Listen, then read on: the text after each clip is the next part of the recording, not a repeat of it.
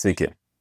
Norėčiau su jumis pasidalinti 3 pratimais su guma, kuriuos aš nuolatos naudoju, darant kažkokius tai pritūpimo variantus. Ar tai pritūpimai su štanga, ar tai pritūpimai su kažkokiu tai išoriniu svoriu.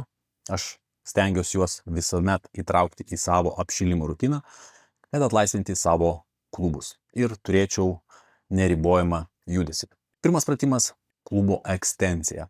Tai dedame gumą ties savo klubu, sukamės veidu į tašką, prie kurio yra guma pririšta ir darome klubo padavimą pirmin ir grįžtame atgal. Kai grįžtame atgal, stipriai suspaudžiame sėdmenis. Antras pratimas – tai yra šlaunies pritraukėjų šiek tiek atlaisvinimas, jūsų šlaunikaulio atitraukimas iš dubens. Kabiname gumą aukščiau, kad susidarytų tam tikras kampas, dedamės ją ant kojos ir darote įtūstą, guma atlieka savo darbą, atitraukinėja jūsų šlaunikaulį. Na ir trečias pratimas, kurį aš darau su guma, yra skirtas klubo išoriniam mobilumui.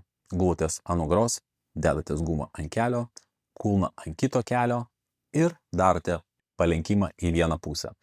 Kuo jūs labiau lenkitės, tuo didesnis yra tempimas. 3 pratimai su guma, kuriuos būtinai pasibandykite prieš darant kažkokius tai pritūpimo variantus. Jeigu jie jums patiko, būtinai pasidalinkite su savo draugais. Geros jums treniruotės, sportuokite protingai ir saugiai. Iki greito.